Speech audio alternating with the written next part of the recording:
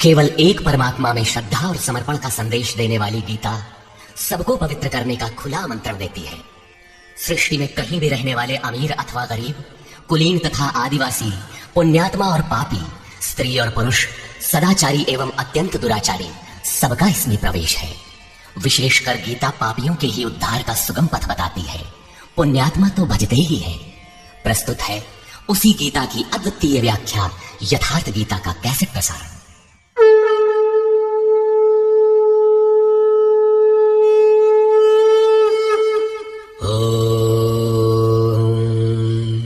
श्री परमात्मने नमः। यथार्थ गीता श्रीमद् भगवत गीता अथ द्वितीयो अध्यायः। प्रथम अध्याय गीता की प्रवेशिका है, जिसमें आरंभ में पथिक को प्रतीत होने वाली उलझनों का चित्रण है। लड़ने वाले संपूर्ण कौरव पांडव थे, किंतु संशय का पात्र मात्र अर्जुन है। अनुराग ही अर्जुन है। इष्ट के अनुरूप राग ही पथिक को क्षेत्र क्षेत्रज्ञ के संघर्ष के लिए प्रेरित करता है। अनुराग आरंभिक स्तर है।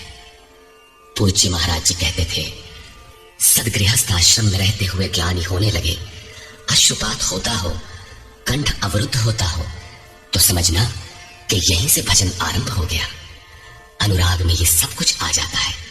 उसमें धर्म, नियम, सत्संग, भाव सभी विद्यमान होंगे। अनुराग के प्रथम चरण में पारिवारिक मोह बाधक बनता है। पहले सभी चाहते हैं कि हम उस परम सत्य को प्राप्त कर लें, किंतु आगे बढ़ने पर वो देखता है कि इन मधुर संबंधों का उच्छेद करना होगा। तब हताश हो जाता है। वो पहले से जो कुछ धर्म कर्म मानकर करता था, उतने में ही संतोष करने लगता है। अपने मोह की पुष्टि के लिए वो प्रचलित रूढ़ियों का प्रमाण भी प्रस्तुत करता है, जैसा अर्जुन ने किया कि कुल धर्म सनातन है। युद्ध से सनातन धर्म का लोप होगा, कुल क्षय होगा, स्वैराचार फैलेगा।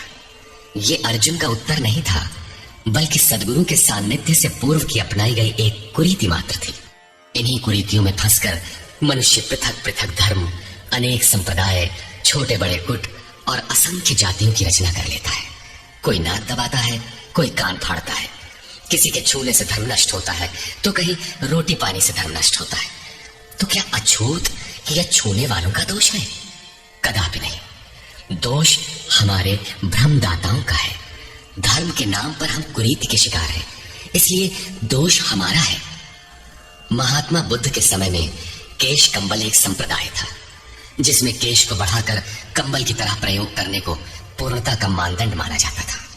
कोई गोव्रतिक गाय की भांति रहने वाला था, तो कोई कुक्कुरव्रतिक कुत्ते की तरह खाने पीने रहने वाला था। ब्रह्म विद्या का इनसे कोई संबंध नहीं है। संप्रदाय और कुरीतियां पहले भी थी, आज भी हैं।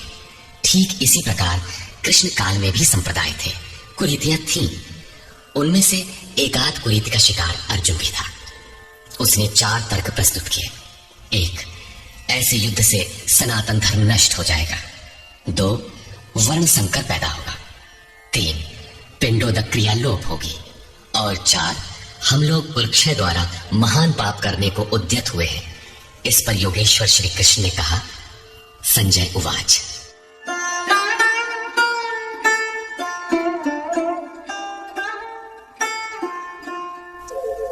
तथा कृपयाविष्टम् अश्रुपूर्णाकुलेक्षणम् विषीदन्तमिदं वाक्यम् उवाच मधुसूदनः। करुणा से व्याप्त अश्रुपूर्ण व्याकुल नेत्रों वाले उस अर्जुन के प्रति मधुसूदन, मद का विनाश करने वाले भगवान ने ये वचन कहा। श्री भगवान उवाच।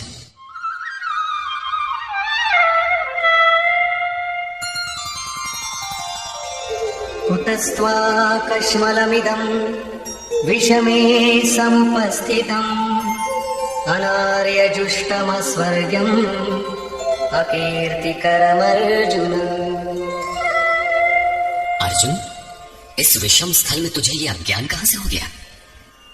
विषम स्थल अर्थात जिसकी समता का सृष्टि में कोई स्थल है ही नहीं, पारलौकिक है लक्ष्य जिसका, उस निर्विवाद स्थल पर तुझे अज्ञान कहां से हुआ? अज्ञान क्यों? अर्जुन तो सनातन धर्म की रक्षा के लिए कटिबद्ध है, क्या सनातन धर्म की रक्षा के लिए प्राणपण से तत्पर होना अज्ञान है? श्री कृष्ण कहते हैं, हाँ, ये अज्ञान है। न तो संभावित पुरुषों द्वारा इसका आचरण किया गया है, न स्वर्ग ही देने वाला है और न ये कीर्ति को ही करने वाला है। सन्मार्ग पर जो दृढ़ता पूर्वक आरूढ़ है उसे आर्य कहते हैं। परिवार के लिए मरना मिटना यदि अज्ञान न होता तो महापुरुष उस पर अवश्य चले होते। यदि कुल धर्म ही सत्य होता तो स्वर्ग और कल्याण की निःश्रेणी अवश्य बनता। ये कीर्तिदायक भी नहीं है। मीरा भजन करने लगी तो लोग कहें मीरा भई बावरी, सास कहे कुलनाशी रे। जिस परिवार, कुल और मर्यादा के लिए मीरा की सास बिलख रही थी, आज उस कुलवंती सास को कोई नहीं जानता। मीरा को विश्व जानता है। ठीक इसी प्रकार परिवार के लिए जो परेशान हैं, उनकी भी कीर्ति कब तक रहेगी? जिसमें कीर्ति नहीं, कल्याण नहीं, श्रेष्ठ पुरुषों ने भूल कर भी जिसका आचरण नहीं किया, तो सिद्ध है कि वह अज्ञान है। अतः क्लैब्यमास्मगमः पार्थ नैतत्त्वैयुपपद्यते क्षुद्रं हृदय दौर्बल्यं त्यक्त्वोत्तिष्ठ परन्तप। अर्जुन, नपुंसकता को मत प्राप्त हो। क्या अर्जुन नपुंसक था? क्या आप पुरुष हैं? नपुंसक वो है जो पौरुष से हीन हो। सब अपनी समझ से पुरुषार्थ ही तो करते हैं। किसान रात दिन खून पसीना एक करके खेत में पुरुषार्थ ही तो करता है। कोई व्यापार में पुरुषार्थ समझता है तो कोई पद का दुरुपयोग करके पुरुषार्थी बनता है। जीवन भर पुरुषार्थ करने पर भी खाली हाथ जाना पड़ता है। स्पष्ट है कि ये पुरुषार्थ नहीं है। शुद्ध पुरुषार्थ है आत्मदर्शन। गार्गी ने याज्ञवल्क्य से कहा, नपुंसक पुमान ज्ञेयो यो न वेत्ति हृदि स्थितम पुरुषम स्वप्रकाशम तस्मानंदात्मानमव्ययम्। वो पुरुष होते हुए भी नपुंसक है जो हृदयस्थ आत्मा को नहीं पहचानता। वो आत्मा ही पुरुष स्वरूप, स्वयं प्रकाश, उत्तम आनंद युक्त और अव्यक्त है। उसे पाने का प्रयास ही पौरुष है। अर्जुन, तू नपुंसकता को ना प्राप्त हो, ये तेरे योग्य नहीं है। हे परम तप, हृदय की इस क्षुद्र दुर्बलता को त्याग कर युद्ध के लिए खड़ा हो। इस पर अर्जुन ने तीसरा प्रश्न प्रस्तुत किया। अर्जुन उवाच, कथं भीष्ममहं संख्ये द्रोणं च मधुसूदन इषुभिः प्रतियोत्स्यामि पूजार्हा वरिसूदन। अहंकार का शमन करने वाले मधुसूदन, मैं रणभूमि में पितामह भीष्म और आचार्य द्रोण से किस प्रकार बाणों से युद्ध करूंगा, क्योंकि अरिसूदन वे दोनों ही पूजनीय हैं। द्वैत ही द्रोण है। प्रभु अलग है, हम अलग हैं। द्वैत का ये भान ही प्राप्ति की प्रेरणा का आरंभिक स्रोत है। यही द्रोणाचार्य का गुरुत्व है। भ्रम ही भीष्म है। जब तक भ्रम है तभी तक बच्चे, परिवार, रिश्तेदार सभी अपने लगते हैं। अपना लगने में भ्रम ही माध्यम है। आत्मा इन्हीं को पूज्य मानकर इनके साथ रहता है कि ये पिता हैं, दादा हैं, कुलगुरु हैं इत्यादि। साधन के पूर्ति काल में गुरु न चेला, पुरुष अकेला। न बंधुर न मित्रम गुरुर्नैव शिष्यः चिदानंद रूपः शिवोहम शिवोहम। जब चित्त उस परम आनंद में विलय हो जाता है तब न गुरु ज्ञानदाता और न शिष्य ग्रहण करता ही रह जाता है। यही परम की स्थिति है। गुरु का गुरुत्व प्राप्त कर लेने पर गुरुत्व एक जैसा हो जाता है। श्री कृष्ण कहते हैं, अर्जुन तू मुझ में निवास करेगा। जैसे श्री कृष्ण वैसा ही अर्जुन, और ठीक वैसा ही प्राप्ति वाला महापुरुष हो जाता है। ऐसी अवस्था में गुरु का भी विलय हो जाता है। गुरुत्व हृदय में प्रवाहित हो जाता है। अर्जुन गुरु पद की ढाल बनाकर इस संघर्ष में प्रवृत्त होने से कतराना चाहता है। वो कहता है, गुरून् हत्वा हि महानुभावान् श्रेयो भोक्तुं भैक्षमपीह लोके हत्वार्थकामास्तु गुरूनिहैव भुञ्जीय भोगान् रुधिरप्रदिग्धान्। इन महानुभाव गुरुजनों को न मारकर मैं इस लोक में भिक्षा का अन्न भी श्रेयस्कर समझता हूं। यहाँ भिक्षा का अर्थ उदर पोषण के लिए भीख मांगना नहीं, बल्कि सत्पुरुषों की टूटी फूटी सेवा द्वारा उनसे कल्याण की याचना ही भिक्षा है। अन्नम ब्रह्मेति व्यजानात्, अन्न एकमात्र परमात्मा है, जिसे प्राप्त करके आत्मा सदा के लिए तृप्त हो जाता है, कभी अतृप्त नहीं रहता। हम महापुरुषों की सेवा और याचना द्वारा शनैः शनैः ब्रह्म पीयूष प्राप्त करें, किंतु ये परिवार न छूटे, यही अर्जुन के भिक्षान्न की कामना है। संसार में अधिकांश लोग ऐसा ही करते हैं। वे चाहते हैं कि पारिवारिक स्नेह संबंध न मारना पड़े और मुक्ति भी शनैः शनैः मिल जाए, किंतु चलने वाले पथिक के लिए, जिसके संस्कार इनसे ऊपर है, जिसमें संघर्ष की क्षमता है, स्वभाव में क्षत्रियत्व प्रवाहित है, उसके लिए इस भिक्षान्न का विधान नहीं है। स्वयं न करके याचना करना भिक्षान्न है। गौतम बुद्ध ने भी मध्यम निकाय के धम्म दायाद सूत्र में इस भिक्षान्न की आमिष दायाद कहकर उसे हेय माना है, जबकि शरीर यापन से सभी भिक्षु थे। इन गुरुजनों को मारकर मिलेगा क्या? इस लोक में रुधिर से सने अर्थ और काम के भोग ही तो भोगने को मिलेंगे। अर्जुन कदाचित सोचता था कि भजन से भौतिक सुखों की मात्रा में अभिवृद्धि होगी। इतना संघर्ष झेलने के बाद भी इस शरीर के पोषक अर्थ और काम के भोग ही तो मिलेंगे। वो पुनः तर्क देता है, न चैतद्विद्मः कतरन्नो गरीयो यद्वा जयेम यदि वा नो जयेयुः यानेव हत्वा न जिजीविषामः एव स्थितः प्रमुखे धार्तराष्ट्राः। ये भी निश्चित नहीं है कि वो भोग मिलेगा ही। ये भी हम नहीं जानते कि हमारे लिए क्या करना श्रेयस्कर है, क्योंकि जो कुछ हमने कहा वो अज्ञान प्रमाणित हो गया। ये भी ज्ञात नहीं है कि हम जीतेंगे अथवा वे ही जीतेंगे। जिन्हें मारकर हम जीना भी नहीं चाहते, वे ही धृतराष्ट्र के पुत्र हमारे सामने खड़े हैं। अज्ञान रूपी धृतराष्ट्र से उत्पन्न मोह इत्यादि स्वजन समुदाय मिट ही जाएंगे, तब हम जीकर ही क्या करेंगे? अर्जुन पुनः सोचता है कि जो कुछ हमने कहा कदाचित ये भी अज्ञान हो, अतः प्रार्थना करता है, कार्पण्य दोषोपहतः स्वभावः पृच्छामि त्वां धर्म सम्मूढचेताः यच्छ्रेयस्यान् निश्चितं ब्रूहि तन्मे शिष्यस्तेऽहं शाधि मां त्वां प्रपन्नम्। कायरता के दोष से नष्ट स्वभाव वाला, धर्म के विषय में सर्वथा मोहित चित्त हुआ मैं आपसे पूछता हूँ, जो कुछ निश्चित परम कल्याणकारी हो वो साधन मेरे लिए कहिए। यहाँ अर्जुन ने पूर्ण समर्पण कर दिया। अभी तक वो श्री कृष्ण को अपने स्तर का ही समझता था, अनेक विद्याओं में अपने को कुछ आगे ही मानता था। यहाँ उसने अपनी बागडोर श्री कृष्ण को वस्तुतः सौंप दी। सद्गुरु पूर्ति पर्यंत हृदय में रहकर साधक के साथ चलते हैं। यदि वे साथ न रहे तो साधक पार न हो। युवा कन्या के परिवार वाले जिस प्रकार शादी विवाह तक उसको संयम की शिक्षा देते हुए संभाल ले जाते हैं, ठीक उसी प्रकार सद्गुरु अपने शिष्य की अंतरात्मा से रथी होकर उसे प्रकृति की घाटियों से निकालकर पार कर देते हैं। अर्जुन निवेदन करता है कि भगवान, एक बात और है, नहि प्रपश्यामि ममापनुद्यात् यच्छोकमुच्छोषणमिन्द्रियाणाम् अवाप्य भूमावसपत्नमृद्धम् राज्यं सुराणामपि चाधिपत्यम्।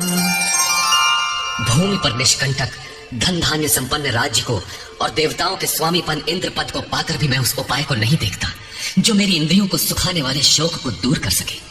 जब शोक बना ही है तो ये सब लेकर ही मैं क्या करूंगा? यदि इतना ही मिलना है तो क्षमा करें। अर्जुन ने सोचा, अब इसके आगे बतावेंगे भी क्या? संजय उवाच,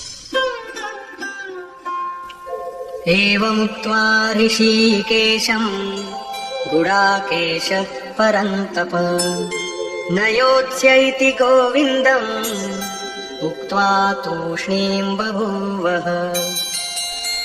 संजय बोला, हे राजन, मोह निशाजयी अर्जुन ने हृदय के सर्वज्ञ श्री कृष्ण से ये कहकर कि गोविंद, मैं युद्ध नहीं करूंगा, चुप हो गया।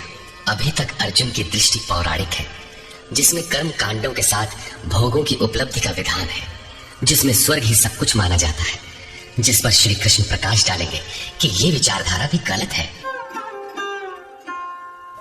तमुवाच ऋषिकेशः प्रहसन्निव भारत सेनयोरुभयोर्मध्ये विषेदन्तमिदं वचः। उसके उपरांत हे भरतवंशी धृतराष्ट्र, अंतर्यामी योगेश्वर श्री कृष्ण ने दोनों सेनाओं के बीच में उस शोक युक्त अर्जुन को हंसते हुए से ये वचन कहा। श्री भगवान उवाच। अशोचानन्वशोचस्त्वं प्रज्ञावादांश्च भाषसे गतासु न गतासूंश्च नानुशोचन्ति पंडिताः। अर्जुन, तू न शोक करने योग्यों के लिए शोक करता है और पंडितों के से वचन कहता है, किंतु बुद्धि संपन्न पंडित जन जिनके प्राण चले गए हैं उनके लिए तथा जिनके प्राण नहीं गए हैं उनके लिए भी शोक नहीं करते। तू पंडितों जैसी बातें भर करता है, वस्तुतः ज्ञाता है नहीं, क्योंकि न त्वेवाहं जातुनासं न त्वन्नेमे जनाधिपाः न चैव न भविष्यामः सर्वे वयमतः परम्। न तो ऐसा ही है कि मैं अर्थात सद्गुरु किसी काल में नहीं था, अथवा तू अनुरागी अधिकारी अथवा जनाधिपाह राजा लोग अर्थात राजसी वृत्ति में पाए जाने वाला अहम नहीं था, और न ऐसा ही है कि आगे हम सब नहीं रहेंगे। सद्गुरु सदैव रहता है, अनुरागी सदैव रहते हैं। यहाँ योगेश्वर ने योग की अनादिता पर प्रकाश डालते हुए भविष्य में भी उसकी विद्यमानता पर बल दिया। मरने वालों के लिए शोक न करने के लिए कारण बताते हुए उन्होंने कहा, देहिनोऽस्मिन् यथा देहे कौमारं यौवनं जरा तथा देहान्तरप्राप्तिः धीरस्तत्र न मुह्यति। जैसे जीवात्मा के इस देह में कुमार, युवा और वृद्ध अवस्था होती है, वैसे ही अन्य अन्य शरीर प्राप्ति, इसलिए धीर पुरुष मोहित नहीं होता है। कभी आप बालक थे, शनैः शनैः युवा हुए, तब आप मर तो नहीं गए, पुनः वृद्ध हुए, पुरुष एक ही है। उसी प्रकार लेश मात्र भी दरार नए देह की प्राप्ति पर नहीं पड़ती। कलेवर का ये परिवर्तन तब तक चलेगा जब तक परिवर्तन से परे वस्तु नहीं मिल जाती। मात्रा स्पर्शास्तु कौन्तेय शीतोष्ण सुख दुःखदाः आगमापायिनो नित्याः तां स्थितिक्षस्व भारत। हे कुंती पुत्र, सुख दुख, सर्दी और गर्मी को देने वाले इंद्रियों और विषयों के संयोग तो अनित्य है, क्षणभंगुर है। अतः भरतवंशी अर्जुन, तू इसका त्याग कर। अर्जुन इंद्रिय और विषय के संयोग जन्य सुख का स्मरण करके ही विकल था। कुल धर्म, कुल गुरुओं की पूज्यता इत्यादि इंद्रियों के लगाव के अंतर्गत है। ये क्षणिक हैं, झूठे हैं, नाशवान हैं। विषयों का संयोग न सदैव मिलेगा और न सदैव इंद्रियों में क्षमता ही रहेगी। अतः अर्जुन, तू इनका त्याग कर, सहन कर। क्यों? क्या हिमालय की लड़ाई थी जो अर्जुन सर्दी सहन करता, अथवा क्या ये रेगिस्तान की लड़ाई है जहां अर्जुन गर्मी सहन करे? कुरुक्षेत्र जैसा कि लोग बाहर बताते हैं समशीतोष्ण स्थली है। कुल 18 दिन तो लड़ाई हुई, इतने में कहां जाड़ा गर्मी बीत गई। वस्तुतः सर्दी गर्मी, दुख सुख, मान अपमान का सहन करना एक योगी पर निर्भर करता है। ये हृदय देश की लड़ाई का चित्रण है। बाहर युद्ध के लिए गीता नहीं कहती। ये क्षेत्र क्षेत्रज्ञ का संघर्ष है, जिसमें आसुरी संपद का सर्वथा शमन कर परमात्मा में स्थिति दिलाकर दैवी संपद भी शांत हो जाती है। जब विकार है ही नहीं तो सजातीय प्रवृत्तियां किस पर आक्रमण करें। अतः पूर्णत्व के साथ वे भी शांत हो जाती है, इससे पहले नहीं। गीता अंतरदेश की लड़ाई का चित्रण है। इस त्याग से मिलेगा क्या, इससे लाभ क्या है, इस पर श्री कृष्ण कहते हैं, यम हि न व्यथयन्ते ते पुरुषं पुरुषर्षभ समदुःख सुखं धीरं सोमृतत्वाय कल्पते। क्योंकि हे पुरुष श्रेष्ठ, दुख सुख को समान समझने वाले जिस धीर पुरुष को इंद्रियों और विषयों के संयोग व्यतीत नहीं कर पाते, वो मृत्यु से परे अमृत तत्व की प्राप्ति के योग्य हो जाता है।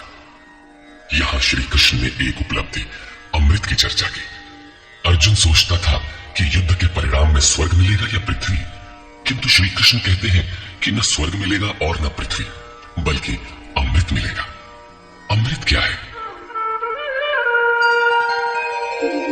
नासतो विद्यते भावो नाभावो विद्यते सतः उभयोरपि दृष्टोऽन्तः त्वनयोस्तत्त्वदर्शिभिः। अर्जुन, असत वस्तु का अस्तित्व नहीं है, वो है ही नहीं, उसे रोका नहीं जा सकता, और सत्य का तीनों काल में अभाव नहीं है, उसे मिटाया नहीं जा सकता। अर्जुन ने पूछा, क्या भगवान होने के नाते आप कहते हैं? श्री कृष्ण ने बताया, मैं तो कहता ही हूं, इन दोनों का यह अंतर हमारे साथ साथ तत्वदर्शियों द्वारा भी देखा गया है। श्री कृष्ण ने वही सत्य दोहराया जो तत्वदर्शियों ने कभी देख लिया था। श्री कृष्ण भी एक तत्वदर्शी महापुरुष थे। परम तत्व परमात्मा का प्रत्यक्ष दर्शन करके उसमें स्थिति वाले तत्वदर्शी कहलाते हैं। सत और असत है क्या, इस पर कहते हैं, अविनाशी तु तद्विद्धि येन सर्वमिदं ततं विनाशमव्ययस्यास्य न कश्चित् कर्तुमर्हति। नाश रहित तो वो है जिससे ये संपूर्ण जगत व्याप्त है। इस अव्ययस्य अविनाशी का विनाश करने में कोई समर्थ नहीं है। किंतु इस अविनाशी अमृत का नाम क्या है, वो है कौन? अन्तवन्त इमे देहा नित्यस्योक्ता शरीरिणः अनाशिनो प्रमेयस्य तस्माद्युध्यस्व भारत। अविनाशी अप्रमेय नित्य स्वरूप आत्मा के ये सभी शरीर नाशवान कहे गए हैं। इसलिए भरतवंशी अर्जुन, तू युद्ध कर। आत्मा ही अमृत है, आत्मा ही अविनाशी है, जिसका तीनों कालों में नाश नहीं होता। आत्मा ही सत है, शरीर नाशवान है, यही असत है, जिसका तीनों कालों में अस्तित्व नहीं है। शरीर नाशवान है, इसलिए तू युद्ध कर। इस आदेश से यह स्पष्ट नहीं होता कि अर्जुन केवल कौरवों को मारे। पांडव पक्ष में भी तो शरीर ही खड़े थे। क्या पांडव के शरीर अविनाशी थे? यदि शरीर नाशवान है तो श्री कृष्ण किसकी रक्षा में खड़े थे? क्या अर्जुन कोई शरीरधारी था? शरीर जो असत है, जिसका अस्तित्व नहीं है, जिसे रोका नहीं जा सकता, क्या श्री कृष्ण उस शरीर की रक्षा में खड़े हैं? यदि ऐसा है तो वे भी अविवेकी और मूढ़ हैं, क्योंकि आगे श्री कृष्ण स्वयं कहते हैं कि जो केवल शरीर के लिए ही बचता है, श्रम करता है, वो अविवेकी और मूढ़ बुद्धि है। वो पापायु पुरुष व्यर्थ ही जीता है। अंततः अर्जुन कौन था? वस्तुतः अनुराग ही अर्जुन है। अनुरागी के लिए इष्ट सदैव रथी बनकर साथ में रहते हैं, सखा की भांति उसका मार्गदर्शन करते हैं। आप शरीर नहीं है, शरीर तो आवरण है, रहने का मकान है। उसमें रहने वाला अनुराग पूरित आत्मा है। भौतिक युद्ध, मारने काटने से शरीरों का अंत नहीं होता। ये शरीर छूटेगा तो आत्मा दूसरा शरीर धारण कर लेगा। इसी संदर्भ में श्री कृष्ण कह चुके हैं कि जिस प्रकार बाल्यकाल से युवा या वृद्धावस्था आती है, उसी प्रकार देहांतर की प्राप्ति होती है। शरीर काटेंगे तो जीवात्मा नया वस्त्र बदल लेगा। शरीर संस्कारों के आश्रित है और संस्कार मन पर आधारित है। मन एव मनुष्याणाम कारणम बंध मोक्षयोः। मन का सर्वथा निरोध होना, अचल स्थिर ठहरना और अंतिम संस्कार का विलय एक ही क्रिया है। संस्कारों की सतह का टूट जाना ही शरीरों का अंत है। इसे तोड़ने के लिए आपको आराधना करनी होगी, जिसे श्री कृष्ण ने कर्म या निष्काम कर्मयोग की संज्ञा दी है। कृष्ण ने स्थान स्थान पर अर्जुन को युद्ध की प्रेरणा दी, किंतु एक भी श्लोक ऐसा नहीं है जो भौतिक युद्ध या मारकाट का समर्थन करता हो। ये युद्ध सजातीय विजातीय प्रवृत्तियों का है, अंतर्देश में है। यदेनं वेत्ति हन्तारं यश्चैनं मन्यते हतम् उभौ तौ न विजानीतो नायं हन्ति न हन्यते। जो इस आत्मा को मारने वाला मानता है तथा जो इस आत्मा को मरा हुआ समझता है, वे दोनों ही आत्मा को नहीं जानते, क्योंकि ये आत्मा न तो मारता है और न मारा ही जाता है। पुनः इसी पर बल देते हैं, न जायते म्रियते वा कदाचित् नायं भूत्वा भविता वा न भूयः अजो नित्यः शाश्वतोऽयं पुराणो न हन्यते हन्यमाने शरीरे। ये आत्मा किसी काल में न तो जन्मता है और न मरता है, क्योंकि ये वस्त्र ही तो बदलता है। न ये आत्मा होकर अन्य कुछ होने वाला है, क्योंकि ये अजन्मा है, नित्य है, शाश्वत और पुरातन है। शरीर के नाश होने पर भी उसका नाश नहीं होता। आत्मा ही सत्य है, आत्मा ही पुरातन है, आत्मा ही शाश्वत और सनातन है। आप कौन है? सनातन धर्म के अनुयायी। सनातन कौन है? आत्मा। आप आत्मा के अनुयायी हैं। आत्मा, परमात्मा और ब्रह्म एक दूसरे के पर्याय हैं। आप कौन है? शाश्वत धर्म के उपासक। शाश्वत कौन है? आत्मा। अर्थात हम आप आत्मा के उपासक हैं। यदि आप आत्मिक पथ को नहीं जानते तो आपके पास शाश्वत सनातन नाम की कोई वस्तु नहीं है। उसके लिए आप आहें भरते हैं तो प्रत्याशी अवश्य है, किंतु सनातन धर्मी नहीं है। सनातन धर्म के नाम पर किसी कुरीति के शिकार है। देश विदेश में मानव मात्र में आत्मा एक ही जैसा है, इसलिए विश्व में कहीं भी कोई आत्मा की स्थिति दिलाने वाली क्रिया जानता है और उस पर चलने के लिए प्रयत्नशील है तो वो सनातन धर्मी है, चाहे वो अपने को ईसाई, मुसलमान, यहूदी या कुछ भी क्यों न कह ले। वेदा विनाशिनम नित्यम यकेनमजमव्ययम् कथं स पुरुषः पार्थ कं घातयति हन्तिकम्। पार्थिव शरीर को रथ बनाकर ब्रह्म रूपी लक्ष्य पर अचूक निशाना लगाने वाला पृथा पुत्र अर्जुन, जो पुरुष इस आत्मा को नाश रहित, नित्य, अजन्मा और अव्यक्त जानता है, वो पुरुष कैसे किसी को मरवाता है और कैसे किसी को मारता है। अविनाशी का विनाश असंभव है, अजन्मा जन्म नहीं लेता, अतः शरीर के लिए शोक नहीं करना चाहिए। इसी को उदाहरण से स्पष्ट करते हैं। वासांसि जीराणि यथा विहाय नवानि गृह्णाति नरोपराणि तथा शरीराणि विहाय जीर्णान्यानि संयाति नवानि देहि। जैसे मनुष्य जीर्णानि वासांसि, जीर्ण शीर्ण पुराने वस्त्रों को त्याग कर नए वस्त्रों को ग्रहण करता है, ठीक वैसे ही ये जीवात्मा पुराने शरीरों को त्याग कर दूसरे नए शरीरों को धारण करता है। जीर्ण होने पर ही नया शरीर धारण करना है तो शिशु क्यों मर जाते हैं? ये वस्त्र तो और विकसित होना चाहिए। वस्तुतः ये शरीर संस्कारों पर आधारित है। जब संस्कार जीर्ण होते हैं तो शरीर छूट जाता है। यदि संस्कार 2 दिन का है तो दूसरे दिन ही शरीर जीर्ण हो गया। इसके बाद मनुष्य एक श्वास भी अधिक नहीं जीता। संस्कार ही शरीर है। आत्मा संस्कारों के अनुसार नया शरीर धारण कर लेता है। अथा खलु ऋतुमयः पुरुषः यथा इहैव तथैव प्रेत्या भवति कृतं लोकं पुरुषोऽभिजायते। अर्थात ये पुरुष निश्चय ही संकल्पमय है। इस लोक में पुरुष जैसा निश्चय वाला होता है वैसा ही यहां से मरकर जाने पर होता है। अपने संकल्प से बनाए हुए शरीरों में पुरुष उत्पन्न होता है। इस प्रकार मृत्यु शरीर का परिवर्तन मात्र है, आत्मा नहीं मरता। पुनः इसकी अजरता अमरता पर बल देते हैं। नैनं छिन्दन्ति शस्त्राणि नैनं दहति पावकः न चैनं क्लेदयन्त्यापो न शोषयति मारुतः। अर्जुन, इस आत्मा को शस्त्रादि नहीं काटते। अग्नि इसे जला नहीं सकता, जल इसे गीला नहीं कर सकता और न वायु इसे सुखा ही सकता है। अच्छेद्यो यमदायोऽयम् अक्लेद्यो शोष्यैव च नित्यः सर्वगतः स्थाणुः अचलोऽयं सनातनः। ये आत्मा अच्छेद्य है, इसे छेदा नहीं जा सकता। ये अदाह्य है, इसे जलाया नहीं जा सकता।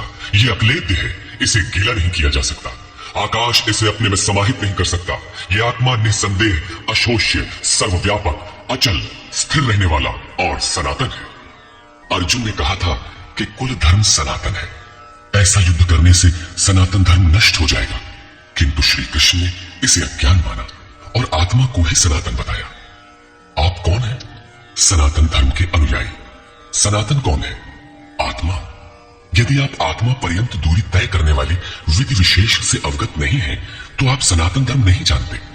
इसका कुपरिणाम सांप्रदायिकता में फंसे धर्मभीरू लोगों को भोगना पड़ रहा है।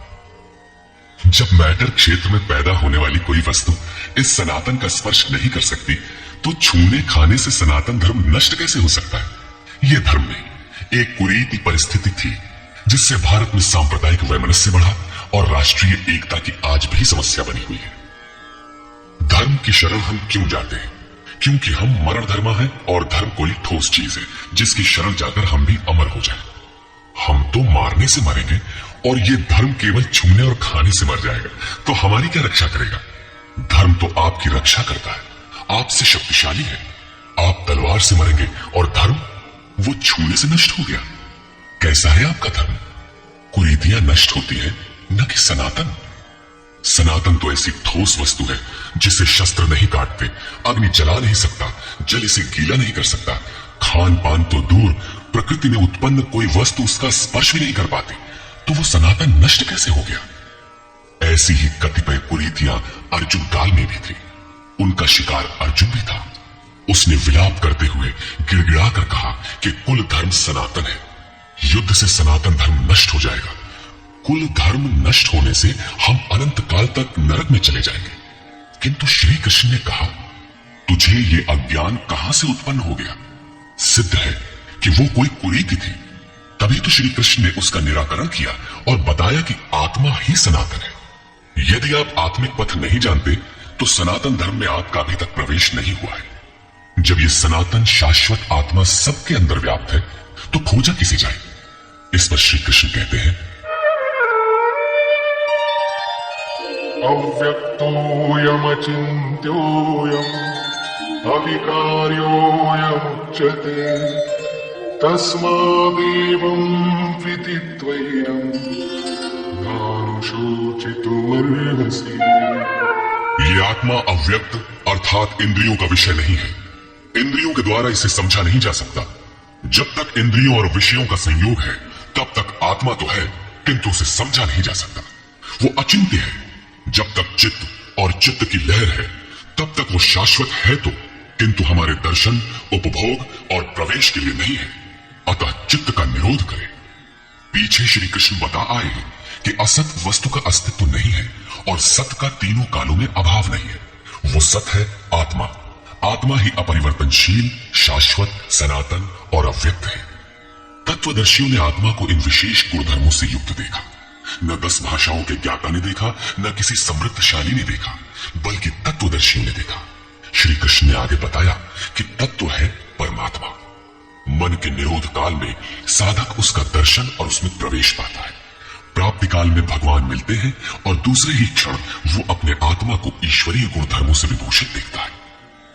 वो देखता है कि आत्मा ही सत्य, सनातन और परिपूर्ण है। ये आत्मा अचिंत्य है। ये विकार रहित अर्थात न बदलने वाला कहा जाता है। अतः अर्जुन, आत्मा को ऐसा जानकर तू शोक करने योग्य नहीं है। अब श्री कृष्ण अर्जुन के विचारों में विरोधाभास दिखाते हैं, जो सामान्य तर्क है। अथ चैनं नित्यजातं नित्यं वा मन्यसे मृतं तथापि त्वं महाबाहो दैवं शोचितुमर्हसि। यदि तू इसे सदैव जन्मने वाला और सदा मरने वाला माने तब भी तुझे शोक नहीं करना चाहिए, क्योंकि जातस्य हि ध्रुवो मृत्युः ध्रुवं जन्म मृतस्य च तस्मादपरिहार्येऽर्थे न त्वं शोचितुमर्हसि। ऐसा मान लेने पर भी जन्मने वाले की निश्चित मृत्यु और मरने वाले का निश्चित जन्म सिद्ध होता है। इसलिए भी तू बिना उपाय वाले इस विषय में शोक करने लायक नहीं है। जिसका कोई इलाज नहीं, उसके लिए शोक करना एक अन्य दुख को आमंत्रित करना है। अव्यक्तादीनि भूतानि व्यक्तमध्यानि भारत अव्यक्तनिधनान्येव तत्र का परिदेवना। अर्जुन, संपूर्ण प्राणी जन्म से पहले बिना शरीर वाले और मरने के बाद भी बिना शरीर वाले, जन्म के पूर्व और पश्चात भी दिखाई नहीं पड़ते, केवल जन्म मृत्यु के बीच में ही शरीर धारण किए हुए दिखाई देते हैं। अतः इस परिवर्तन के लिए व्यर्थ की चिंता क्यों करते हो? इस आत्मा को देखता कौन है? इस पर कहते हैं,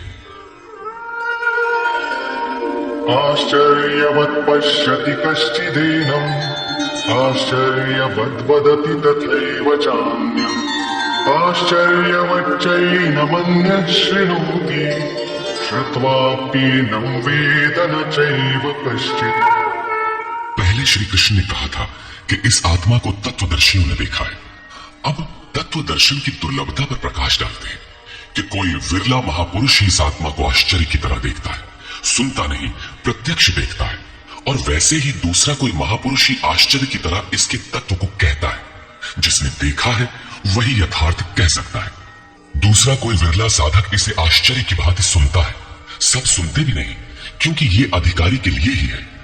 हे अर्जुन, कोई कोई तो सुनकर भी इस आत्मा को नहीं जान पाते, क्योंकि साधन पार नहीं लगता। आप लाख ज्ञान की बातें सुने, समझे, बाल की खाल निकालकर समझे, लालायित भी रहे, किंतु मोह बड़ा प्रबल है। थोड़ी देर बाद ही आप अपनी सांसारिक व्यवस्थाओं में लिप्त मिलेंगे। अंत में श्री कृष्ण निर्णय देते हैं, देहि नित्यमवध्योऽयम् देहे सर्वस्य भारत तस्मात् सर्वाणि भूतानि न त्वं शोचितुमर्हसि। अर्जुन, ये आत्मा सबके शरीर में सदैव अवध्य है, अकाट्य है। इसलिए संपूर्ण भूत प्राणियों के लिए तो शोक करने योग्य नहीं है। आत्मा ही सनातन है। इस तथ्य का प्रतिपादन करके, इसका प्रभुता सहित वर्णन करके यह प्रश्न यही पूरा हो जाता है। अब प्रश्न खड़ा होता है कि इसकी प्राप्ति कैसे हो। संपूर्ण गीता में इसके लिए दो ही मार्ग हैं। पहला निष्काम कर्म योग और दूसरा ज्ञान योग। दोनों मार्गों में किया जाने वाला कर्म एक ही है। उस कर्म की अनिवार्यता पर बल देते हुए योगेश्वर श्री कृष्ण ज्ञान योग के विषय में कहते हैं, स्वधर्ममपि चावीक्ष्य न विकम्पितुमर्हसि धर्म्याद्धियुद्धा श्रेयोऽन्यत् क्षत्रियस्य न विद्यते। अर्जुन, स्वधर्म देखकर भी तू भय करने योग्य नहीं है, क्योंकि धर्म संयुक्त युद्ध से बढ़कर अन्य कोई परम कल्याणकारी मार्ग क्षत्रिय के लिए नहीं है। अभी तक तो आत्मा शाश्वत है, आत्मा सनातन है, वही एकमात्र धर्म है कहा गया है। अब यह स्वधर्म कैसा? धर्म तो एकमात्र आत्मा ही है, वो तो अचल स्थिर है, तो धर्माचरण क्या? किंतु इस आत्म पथ में प्रवृत्त होने की क्षमता हर व्यक्ति की अलग अलग होती है। स्वभाव से उत्पन्न इस क्षमता को स्वधर्म कहा गया है। इसी एक सनातन आत्मिक पथ पर चलने वाले साधकों को महापुरुष ने स्वभाव से उनकी क्षमता के अनुसार 4 श्रेणियों में बांटा: शूद्र, वैश्य, क्षत्रिय और ब्राह्मण। साधना की प्रारंभिक अवस्था में प्रत्येक साधक शूद्र अर्थात अल्पज्ञ होता है। घंटों भजन में बैठने पर वो 10 मिनट भी अपने पक्ष में नहीं पाता। वो प्रकृति के माया जाल को काट नहीं पाता। इस अवस्था में महापुरुष की सेवा से उसके स्वभाव में सद्गुण आते हैं। वो वैश्य श्रेणी का साधक बन जाता है। आत्मिक संपत्ति ही स्थिर संपत्ति है। इसका वो शनैः शनैः संग्रह और गोपालन अर्थात इंद्रियों की सुरक्षा करने में सक्षम हो जाता है। काम, क्रोध इत्यादि से इंद्रियों की हिंसा होती है तथा विवेक, वैराग्य से इनकी सुरक्षा होती है, किंतु प्रकृति को निर्बीज करने की क्षमता उसमें नहीं होती। क्रमशः उन्नति करते करते साधक के अंतःकरण में तीनों गुणों को काटने की क्षमता अर्थात क्षत्रियत्व आ जाता है। इसी स्तर पर प्रकृति और उसके विकारों को नाश करने की क्षमता आ जाती है। इसलिए युद्ध यहीं से आरंभ होता है। क्रमशः साधन करके साधक ब्राह्मणत्व की श्रेणी में बदल जाता है।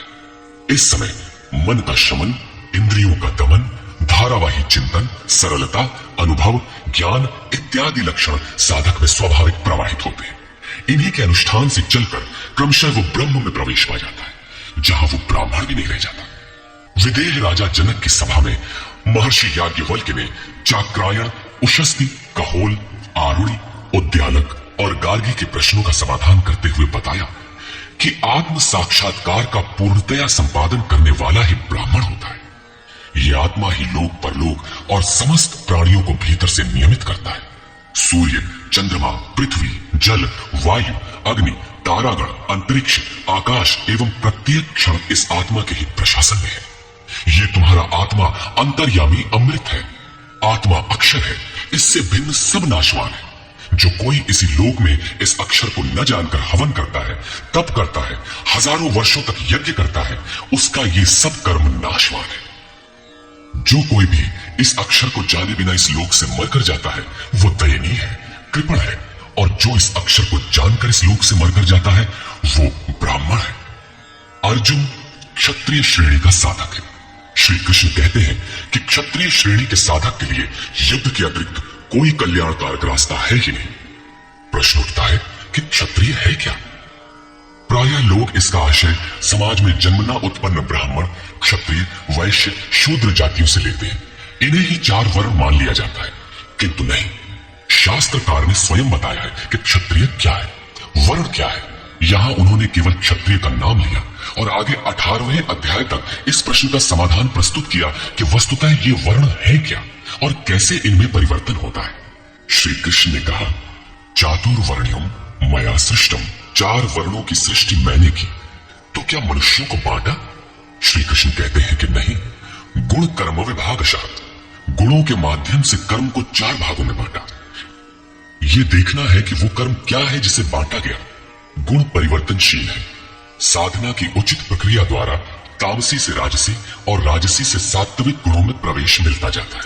अंततः ब्राह्मण स्वभाव बन जाता है। उस समय ब्रह्म में प्रवेश दिला देने वाली सारी योग्यताएं उस साधक में रहती है। वर्ण संबंधी प्रश्न यहां से आरंभ होकर 18वें अध्याय में जाकर पूर्ण होता है। श्री कृष्ण की मान्यता है, श्रेयान स्वधर्मो विगुणः परधर्मात् स्वनुष्ठितात्। स्वभाव से उत्पन्न इस धर्म में प्रवृत्त होने की क्षमता जिस स्तर की हो, भले ही वो गुण रहित शूद्र श्रेणी की हो, तब भी परम कल्याण करती है, क्योंकि आप क्रमशः वहीं से उत्थान करते हैं। उससे ऊपर वालों की नकल करके साधक नष्ट हो जाता है। अर्जुन क्षत्रिय श्रेणी का साधक था, इसलिए श्री कृष्ण कहते हैं कि अर्जुन, अपने स्वभाव से उत्पन्न योग्यता को देखकर, इस युद्ध में प्रवृत्त होने की अपनी क्षमता को देखकर भी तू भय करने योग्य नहीं है। इससे बढ़कर दूसरा कोई कल्याणकारी कार्य क्षत्रिय के लिए नहीं। इसी पर प्रकाश डालते हुए पुनः योगेश्वर कहते हैं, यदृच्छया चोपपन्नम् स्वर्गद्वारमपावृतम् सुखिनः क्षत्रियाः पार्थ लभन्ते युद्धमीदृशम्। पार्थिव शरीर को ही रथ बनाकर अचूक लक्ष्य वेदी अर्जुन, स्वतः प्राप्त स्वर्ग के खुले हुए द्वार रूपी इस युद्ध को भाग्यवान क्षत्रिय ही प्राप्त करते हैं। क्षत्रिय श्रेणी के साधक में तीनों गुणों को काट देने की क्षमता रहती है। उसके लिए स्वर्ग का द्वार खुला है, क्योंकि उसमें दैवी संपत्ति पूर्णता अर्जित रहती है। स्वर में विचरने की उसमें क्षमता रहती है। यही खुला हुआ स्वर्ग का द्वार है। क्षेत्र क्षेत्रज्ञ के इस युद्ध को भाग्यवान क्षत्रिय ही पाते हैं, क्योंकि उनमें ही संघर्ष की क्षमता है। दुनिया में लड़ाइयां होती हैं, विश्व सिमट कर लड़ता है, प्रत्येक जाति लड़ती है, किंतु शाश्वत विजय जीतने वाले को भी नहीं मिलती। ये तो बदले हैं, जो जिसको जितना दबाता है, कालांतर में उसे भी उतना ही दबना पड़ता है। ये कैसी विजय है जिसमें इंद्रियों को सुखाने वाला शोक बना ही रहता है, अंत में शरीर भी नष्ट हो जाता है। वास्तविक संघर्ष तो क्षेत्र और क्षेत्रज्ञ का है, जिसमें एक बार विजय हो जाने पर प्रकृति का सदा के लिए निरोध और परम पुरुष परमात्मा। अथ चेत्त्वमिमं धर्म्यं संग्रामं न करिष्यसि ततः स्वधर्मं कीर्तिं च हित्वा पापमवाप्स्यसि। और यदि तू इस धर्मयुक्त संग्राम अर्थात शाश्वत सनातन परम धर्म परमात्मा में प्रवेश दिलाने वाला धर्म युद्ध नहीं करेगा, तो स्वधर्म अर्थात स्वभाव से उत्पन्न संघर्ष करने की क्षमता, क्रिया में प्रवृत्त होने की क्षमता को खोकर पाप अर्थात आवागमन और अपकीर्ति को प्राप्त होगा। अपकीर्ति पर प्रकाश डालते हैं। अकीर्तिं चापि भूतानि कथयिष्यन्ति ते व्ययाम् संभावितस्य च कीर्तिः मरणादतिरिच्यते। सब लोग बहुत काल तक तेरी अपकीर्ति का कथन करेंगे। आज भी पदच्युत होने वाले महात्माओं में विश्वामित्र, पाराशर, निमि, श्रृंगी इत्यादि की गणना होती है। बहुत से साधक अपने धर्म पर विचार करते हैं, सोचते हैं कि लोग हमें क्या कहेंगे। ऐसा भाव भी साधना में सहायक होता है। इससे साधना में लगे रहने की प्रेरणा मिलती है। कुछ दूरी तक यह भाव भी साथ देता है। माननीय पुरुषों के लिए अपकीर्ति मरण से भी बढ़कर होती है। भयाद्रणादुपरतम् मौस्यन्ते त्वां महारथाः येषां च त्वं बहुमतो भूत्वा यास्यसि लाघवम्। जिन महारथियों की निगाह में तू बहुत माननीय होकर अब तुच्छता को प्राप्त होगा, वे महारथी लोग तुझे भय के कारण युद्ध से उपराम हुआ मानेंगे। महारथी कौन? इस पथ पर महान परिश्रम से आगे बढ़ने वाले साधक महारथी हैं। इसी प्रकार इतने ही परिश्रम से अविद्या की ओर खींचने वाले काम, क्रोध, लोभ, मोहादि भी महारथी हैं, जो तुझे बहुत सम्मान देते थे कि साधक प्रशंसनीय है, तुम उनकी निगाह से गिर जाओगे। इतना ही नहीं, बल्कि अवाच्यवादांश्च बहून् वदिष्यन्ति तवाहिताः निन्दन्तस्तव सामर्थ्यम् ततो दुःखतरं नु किम्। वैरी लोग तेरे पराक्रम की निंदा करते हुए बहुत से न कहने योग्य वचनों को कहेंगे। एक दोष आता है तो चारों ओर से निंदा और बुराइयों की झड़ी लग जाती है। न कहने योग्य वचन भी कहे जाते हैं। इससे बड़ा दुख क्या होगा? अतः तो वा प्राप्स्यसि स्वर्गम् जित्वा वा मोक्षसे महीम् तस्मादुत्तिष्ठ कौन्तेय युद्धाय कृतनिश्चयः। इस युद्ध में मरोगे तो स्वर्ग प्राप्त करोगे। स्वर में विचरने की क्षमता रहेगी। श्वास से बाहर प्रकृति में विचरने की धाराएं निरुद्ध हो जाएंगी। परम देव परमात्मा में प्रवेश दिलाने वाली दैवी संपद हृदय में पूर्णतः प्रवाहित रहेगी। अथवा इस संघर्ष में जीतने पर महामहिम स्थिति को प्राप्त करोगे। इसलिए अर्जुन, युद्ध के लिए निश्चय करके खड़ा हो। प्रायः लोग इस श्लोक के अर्थ में समझते हैं कि इस युद्ध में मरोगे तो स्वर्ग जाओगे और जीतोगे तो पृथ्वी का भोग भोगोगे। किंतु आपको स्मरण होगा, अर्जुन कह चुका है, भगवान पृथ्वी ही नहीं अपितु त्रैलोक्य के साम्राज्य और देवताओं के स्वामीपन अर्थात इंद्र पद प्राप्त होने पर भी मैं उस उपाय को नहीं देखता जो इंद्रियों को सुखाने वाले मेरी शोक को दूर कर सके। यदि इतना ही मिलना है तो गोविंद, मैं युद्ध कदापि नहीं करूंगा। यदि इतने पर भी श्री कृष्ण कहते कि अर्जुन लड़ो, जीतोगे तो पृथ्वी पा जाओगे, हारोगे तो स्वर्ग के नागरिक बन जाओगे, तो श्री कृष्ण देते ही क्या है? अर्जुन इससे आगे का सत्य, श्रेय, परम कल्याण की कामना वाला शिष्य था, जिसे सद्गुरुदेव श्री कृष्ण ने बताया कि क्षेत्रज्ञ के इस संघर्ष में यदि शरीर का समय पूरा हो जाता है और लक्ष्य तक नहीं पहुंच सके तो स्वर्ग प्राप्त करोगे, अर्थात स्वर में ही विचरण करने की क्षमता प्राप्त कर लोगे। दैवी संपत्ति हृदय में ढल जाएगी और इस शरीर के रहते रहते संघर्ष में सफल हो जाते हो तो महिम, सबसे महान ब्रह्म की महिमा का उपभोग करोगे, महामहिम की स्थिति प्राप्त कर लोगे। जीतोगे तो सर्वस्व, क्योंकि महामहिमत्व को पाओगे, और हारोगे तो देवत्व। दोनों हाथों में लड्डू रहेंगे, लाभ में भी लाभ और हानि में भी लाभ ही है। पुनः इसी पर बल देते हैं, सुख दुःखे समे कृत्वा लाभालाभो जया जया ततो युद्धाय युज्यस्व नैवं पापमवाप्स्यसि। इस प्रकार सुख दुख, लाभ हानि, जय पराजय को समान समझकर तू युद्ध के लिए तैयार हो। युद्ध करने से तू पाप तो प्राप्त नहीं होगा, अर्थात सुख में सर्वस्व और दुख में भी देवत्व है, लाभ में महिम की स्थिति अर्थात सर्वस्व और हानि में भी देवत्व है, जय में महामहिम स्थिति और पराजय में भी दैवी संपत्ति पर अधिकार है।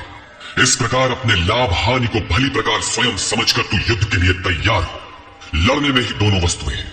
लड़ोगे तो पाप अर्थात आवागमन को प्राप्त नहीं होगे, अतः तू युद्ध के लिए तैयार हो। ईशा ते विहिता सांख्ये बुद्धिर्योगे त्विमां शृणु बुद्ध्या युक्तो यया पार्थ कर्मबन्धं प्रहास्यसि। पार्थ, ये बुद्धि तेरे लिए ज्ञान योग के विषय में कही गई है। कौन सी बुद्धि? यही कि युद्ध कर, ज्ञान योग में इतना ही है कि अपनी हस्ती को देखकर लाभ हानि का भली प्रकार विचार करके कि जीतेंगे तो महामहिम स्थिति और हारेंगे तो देवत्व, जय में सर्वस्व और पराजय में भी देवत्व, दोनों तरह लाभ है। युद्ध नहीं करेंगे तो सभी हमें बुरा कहेंगे, भय से उपराम हुआ मानेंगे, अपकीर्ति होगी। इस प्रकार अपने अस्तित्व को सामने रखकर स्वयं विचार कर युद्ध में अग्रसर होना ही ज्ञान योग है। प्रायः लोगों में भ्रांति है कि ज्ञान मार्ग में कर्म युद्ध नहीं करना पड़ता। वे कहते हैं कि ज्ञान मार्ग में कर्म नहीं है, मैं तो शुद्ध हूं, बुद्ध हूं, चैतन्य हूं, अहम ब्रह्मास्मि, गुण ही गुण में बरतते हैं, ऐसा मानकर हाथ पर हाथ रखकर बैठ जाते हैं। योगेश्वर श्री कृष्ण के अनुसार यह ज्ञान योग नहीं है। ज्ञान योग में भी वही कर्म करना है जो निष्काम कर्म योग में किया जाता है। दोनों में केवल बुद्धि का, दृष्टिकोण का अंतर है। ज्ञान मार्गी अपनी स्थिति समझकर अपने पर निर्भर होकर कर्म करता है, जबकि निष्काम कर्मयोगी इष्ट के आश्रित होकर कर्म करता है। करना दोनों मार्गों में है और वो कर्म भी एक ही है जिसे दोनों मार्गों में किया जाना है। केवल कर्म करने के दृष्टिकोण दो है। अर्जुन, इसी बुद्धि को अब तू कर्म योग के विषय में सुन, जिससे युक्त हुआ तू कर्मों के बंधन का अच्छी तरह नाश करेगा। यहां श्री कृष्ण ने कर्म का नाम पहली बार लिया, लेकिन ये नहीं बताया कि कर्म है क्या। अब कर्म न बताकर पहले कर्म की विशेषताओं पर प्रकाश डालते हैं।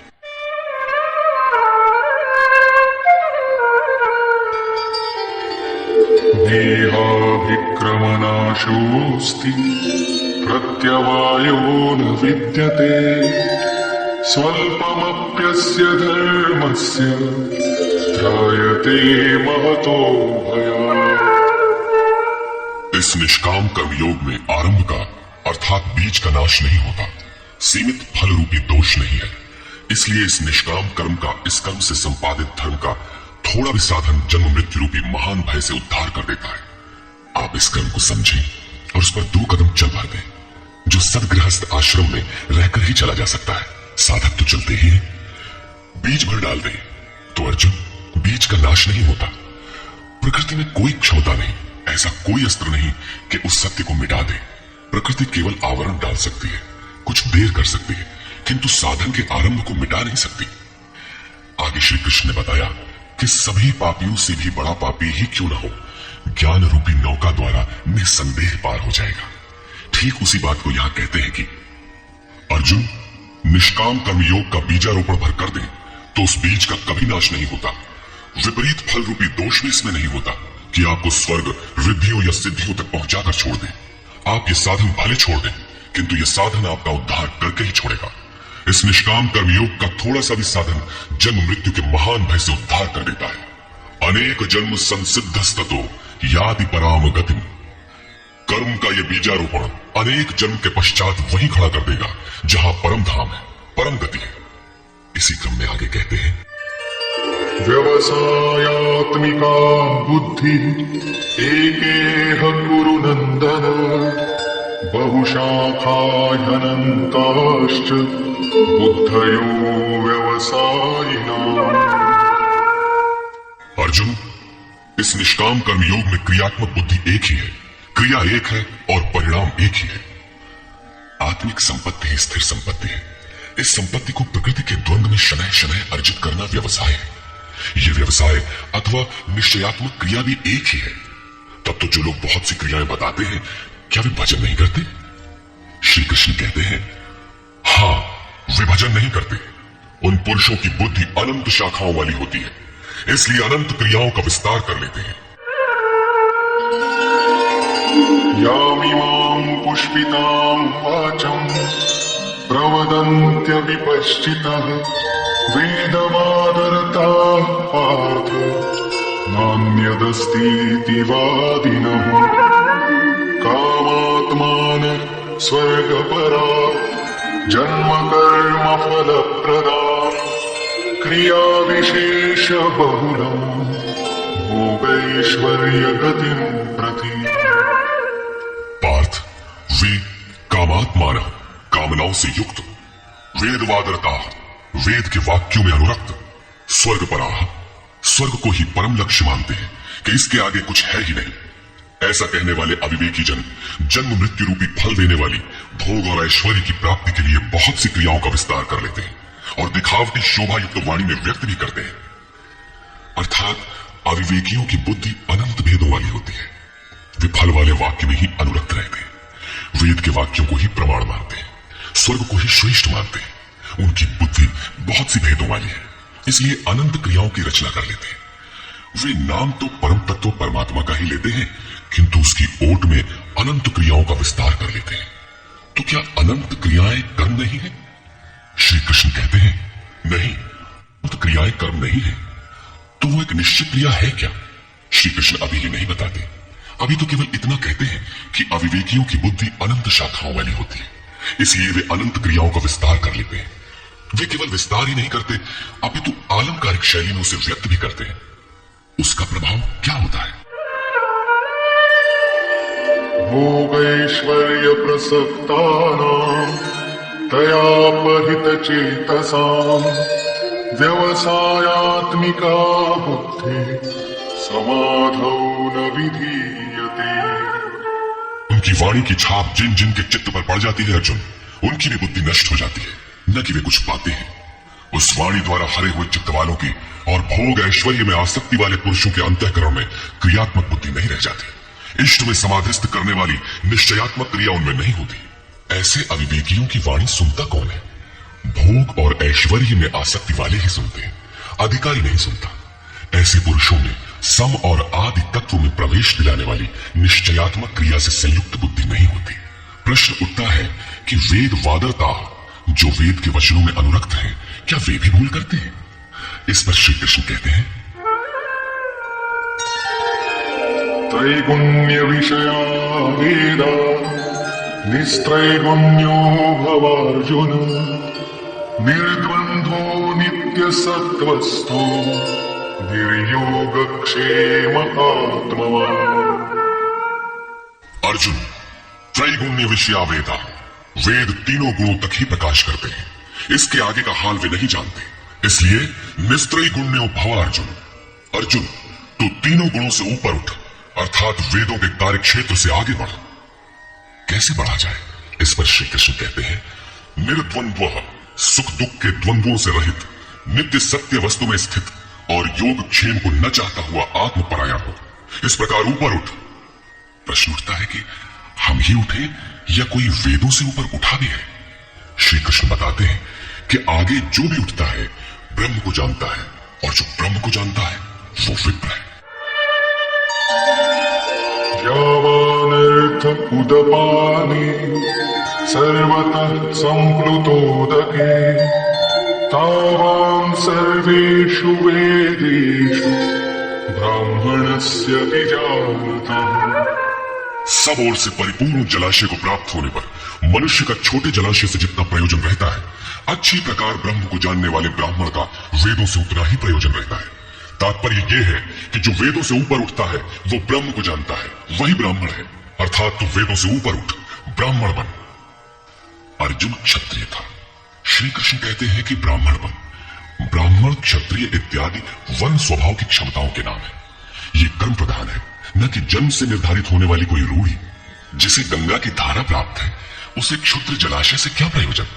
कोई उसमें शौच लेता है तो कोई पशुओं को नहला देता है, इसके आगे कोई उपयोग नहीं है। इसी प्रकार ब्रह्म को साक्षात जानने वाले उस विप्र महापुरुष का, उस ब्राह्मण का वेदों से उतना ही प्रयोजन रह जाता है। प्रयोजन रहता अवश्य है, वेद रहते हैं क्योंकि पीछे वालों के लिए उनका उपयोग है। वहीं से चर्चा आरंभ होगी। इसके उपरांत योगेश्वर श्री कृष्ण कर्म करते समय की जाने वाली सावधानियों का प्रतिपादन करते हैं। कर्मण्येवाधिकारस्ते मा फलेषु कदाचन मा कर्मफलहेतुर्भुर्मा ते संगोस्त्वकर्मणि। कर्म करने में ही तेरा अधिकार हो, फल में कभी नहीं। ऐसा समझ के फल है ही नहीं। फल की वासना वाला भी मत हो और कर्म करने में तेरी अश्रद्धा भी ना हो। अब तक योगेश्वर श्री कृष्ण ने 39वें श्लोक में पहली बार कर्म का नाम लिया, किंतु ये नहीं बताया कि वो कर्म है क्या और उसे करे कैसे। उस कर्म की विशेषताओं पर प्रकाश डाला कि अर्जुन, इस कर्म द्वारा तू कर्मों के बंधन से अच्छी प्रकार छूट जाएगा। अर्जुन, इसमें आरंभ का अर्थात बीज का नाश नहीं है। आरंभ कर दे तो प्रकृति के पास कोई उपाय नहीं कि उसे नष्ट कर दे। अर्जुन, इसमें सीमित फल रूपी दोष भी नहीं है कि स्वर्ग रिद्धियों सिद्धियों में फंसाकर खड़ा कर दे। अर्जुन, इस कर्म का थोड़ा भी साधन जन्म मरण के भय से उद्धार कराने वाला होता है, किंतु अभी तक उन्होंने ये नहीं बताया कि वो कर्म है क्या, किया कैसे जाए। इसी अध्याय के 41वें श्लोक में उन्होंने बताया, अर्जुन, इसमें निश्चयात्मक बुद्धि एक ही है, क्रिया एक ही है। तू क्या बहुत सी क्रिया वाले भजन नहीं करते? श्री कृष्ण कहते हैं, वे कर्म नहीं करते। इसका कारण बताते हुए कहते हैं कि अविवेकियों की बुद्धि अनंत शाखा वाली होती है, इसलिए वे अनंत क्रियाओं का विस्तार कर लेते हैं। वे दिखावटी शोभा युक्त वाणी में इन क्रियाओं को व्यक्त भी करते हैं। उनकी वाणी की छाप जिनके चित्त पर पड़ जाती है, उनकी भी बुद्धि नष्ट हो जाती है। अतः निश्चयात्मक क्रिया एक ही है, लेकिन ये नहीं बताया कि वो क्रिया कौन सी है। 47वें श्लोक में उन्होंने कहा, अर्जुन, कर्म करने में ही तेरा अधिकार है, फल में कभी नहीं। फल की वासना वाला भी मत हो और कर्म करने में तेरी अश्रद्धा न हो, अर्थात निरंतर करने के लिए उसी में लीन होकर करें। किंतु ये नहीं बताया कि वो कर्म है क्या। प्रायः इस श्लोक का उद्धरण देकर लोग कहते हैं कि कुछ भी करो, केवल फल की कामना मत करो, हो गया निष्काम कर्म योग। किंतु अभी तक श्री कृष्ण ने बताया ही नहीं कि कर्म है कौन सा जिसे करें।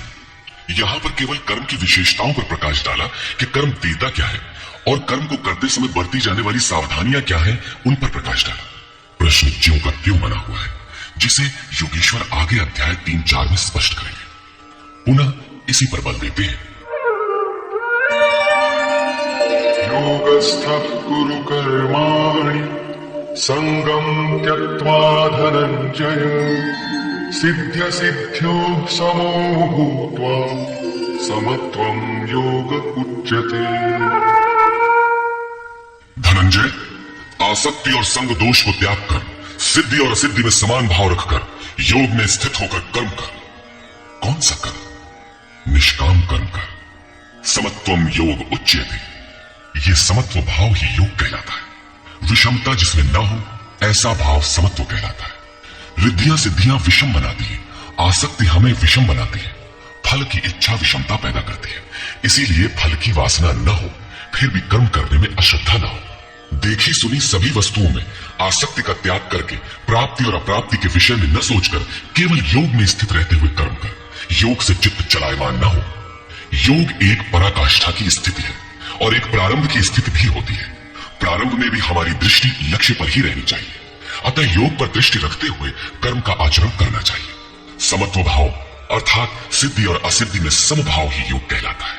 जिसको सिद्धि और असिद्धि विचलित नहीं कर पाती, विषमता जिसमें पैदा नहीं होती, ऐसा भाव होने के कारण ये समत्व योग कहलाता है। ये इष्ट से समत्व दिलाता है, इसीलिए इसे समत्व योग कहते हैं। कामनाओं का सर्वथा त्याग है, इसलिए इसे निष्काम कर्म योग कहते हैं। कर्म करना है, इसलिए इसे कर्म योग कहते हैं। परमात्मा से मेल कराता है, इसलिए इसका नाम योग अर्थात मेल है। इसमें बौद्धिक स्तर पर ध्यान रखना पड़ता है कि सिद्धि और असिद्धि में समभाव रहे, आसक्ति न हो, फल की वासना न आने पाए। इसलिए यही निष्काम कर्म योग बुद्धि योग भी कहा जाता है। दूरेण ह्यवरं कर्म बुद्धि योगात् धनंजय बुद्धौ शरणमन्विच्छ कृपणः फलहेतवः। धनंजय, अवरम कर्म, निकृष्ट कर्म, वासना वाले कर्म बुद्धि योग से अत्यंत दूर है। फल की कामना वाले कृपण हैं। वे आत्मा के साथ उदारता नहीं बरतते। अतः समत्व बुद्धि योग का आश्रय ग्रहण कर। जैसी कामना है वैसा मिल भी जाए तो उसे भोगने के लिए शरीर धारण करना पड़ेगा। आवागमन बना है तो कल्याण कैसा। साधक को तो मोक्ष की भी वासना नहीं रखनी चाहिए, क्योंकि वासनाओं से मुक्त होना ही तो मोक्ष है। फल की प्राप्ति का चिंतन करने से साधक का समय व्यर्थ नष्ट हो जाता है और फल प्राप्त होने पर वो उसी फल में उलझ जाता है। उसकी साधना समाप्त हो जाती है। आगे वो भजन क्यों करे, वहां से वो भटक जाता है। इसलिए समत्व बुद्धि से योग का आचरण करें। ज्ञान मार्ग को भी श्री कृष्ण ने बुद्धि योग कहा था कि अर्जुन, ये बुद्धि तेरे लिए ज्ञान योग के विषय में कही गई। और यहां निष्काम कर्म योग को भी बुद्धि योग कहा गया। वस्तुतः दोनों में बुद्धि का दृष्टिकोण का ही अंतर है। उसमें लाभ हानि का रिकॉर्ड रखकर उसे जांच कर चलना पड़ता है। इसमें भी बौद्धिक स्तर पर समत्व बनाए रखना पड़ता है, इसलिए इसे समत्व बुद्धि योग कहा जाता है। इसलिए धनंजय, तू समत्व बुद्धि योग का आश्रय ग्रहण कर, क्योंकि फल की वासना वाले अत्यंत कृपण है। बुद्धियुक्तो जहातीह उभे सुकृत दुष्कृते तस्माद्योगाय युज्यस्व योगः कर्मसु कौशलम्। समत्व बुद्धि युक्त पुरुष पुण्य पाप दोनों को ही इसी लोक में त्याग देता है, उनसे लिपायमान नहीं होता। इसलिए समत्व बुद्धि योग के लिए चेष्टा कर। योगः कर्मसु कौशलम, समत्व बुद्धि के साथ कर्मों का आचरण कौशल ही योग है। संसार में कर्म करने के दो दृष्टिकोण प्रचलित हैं। लोग कर्म करते हैं तो उसका फल भी अवश्य चाहते हैं, या फल न मिले तो कर्म करना ही नहीं चाहते। किंतु योगेश्वर श्री कृष्ण इन कर्मों को बंधनकारी बताते हुए आराधना को एकमात्र कर्म मानते हैं। इस अध्याय में उन्होंने कर्म का नाम मात्र लिया। अध्याय 3 के 9वें श्लोक में उसकी परिभाषा दी और चौथे अध्याय में कर्म के स्वरूप पर विस्तार से प्रकाश डाला। प्रस्तुत श्लोक में श्री कृष्ण ने सांसारिक परंपरा से हटकर कर्म करने की कला बताई कि कर्म तो करो, श्रद्धा पूर्वक करो, किंतु फल के अधिकार को स्वेच्छा से छोड़ दो। फल जाएगा कहां? यही कर्मों के करने का कौशल है। निष्काम साधक की समग्र शक्ति इस प्रकार कर्म में लगी रहती है। फिर भी जिज्ञासा स्वाभाविक है कि क्या सदैव कर्म ही करते रहना है या इसका कुछ परिणाम भी निकलेगा। इसे देखें। कर्मजं बुद्धियुक्ता हि फलं त्यक्त्वा मनीषिणः जन्मबन्ध विनिर्मुक्ता पदं गच्छन्त्यनामयम्। बुद्धि योग से युक्त ज्ञानी जन कर्मों से उत्पन्न होने वाले फल को त्याग कर जन्म और मृत्यु के बंधन से छूट जाते हैं। वे निर्दोष अमृतमय परम पद को प्राप्त होते हैं। अर्जुन की दृष्टि त्रिलोकी के साम्राज्य तथा देवताओं के स्वामीपन तक ही सीमित थी। इतने तक के लिए भी वो युद्ध में प्रवृत्त नहीं हो रहा था। यहाँ श्री कृष्ण उसे नवीन तथ्य उद्घाटित करते हैं कि आसक्ति रहित कर्म द्वारा अनामय पद प्राप्त होता है। निष्काम कर्मयोग परम पद को दिलाता है, जहां मृत्यु का प्रवेश नहीं है। इस कर्म में प्रवृत्ति कब होगी? यदा ते मोहकलिलं बुद्धिर्व्यतितरिष्यति तदा गन्तासि निर्वेदं श्रोतव्यस्य श्रुतस्य च। जिस काल में तेरी साधक की बुद्धि मोह रूपी दलदल को पूर्णतः पार कर लेगी, लेश मात्र भी मोह न रह जाए, उस समय जो सुनने योग्य है उसे तू सुन सकेगा और सुने हुए के अनुसार वैराग्य को प्राप्त हो सकेगा, अर्थात उसे आचरण में ढाल सकेगा। अभी तो जो सुनने लायक है उसे न तो तू सुन पाया है और आचरण का तो प्रश्न ही नहीं खड़ा होता। इसी योग्यता पर पुनः प्रकाश डालते हैं। श्रुति विप्रतिपन्ना ते यदा स्थास्यति निश्चला समाधावचला बुद्धि तदा योगमवाप्स्यसि। अनेक प्रकार के वेद वाक्यों को सुनकर विचलित हुई तेरी बुद्धि जब परमात्म स्वरूप में समाधिस्थ होकर अचल स्थिर ठहर जाएगी, तब तू समत्व योग को प्राप्त होगा, पूर्ण समस्थिति को प्राप्त करेगा, जिसे अनामय परम पद कहते हैं। यही योग की पराकाष्ठा है और यही अप्राप्त की प्राप्ति है। वेदों से तो शिक्षा ही मिलती है, किंतु श्री कृष्ण कहते हैं श्रुति विप्रतिपन्ना। श्रुतियों के अनेक सिद्धांतों को सुनने से बुद्धि विचलित हो जाती है। सिद्धांत तो अनेकों सुने, लेकिन जो सुनने योग्य है लोग उससे दूर ही रहते हैं। ये विचलित बुद्धि जिस समय समाधि में स्थिर हो जाएगी, तब तू योग की पराकाष्ठा अमृत पद को प्राप्त करेगा। इस पर अर्जुन की उत्कंठा स्वाभाविक थी कि वे महापुरुष कैसे होते हैं जो अनामय परम पद में स्थित है, समाधि में जिनकी बुद्धि स्थिर है। उसने प्रश्न किया। अर्जुन उवाच।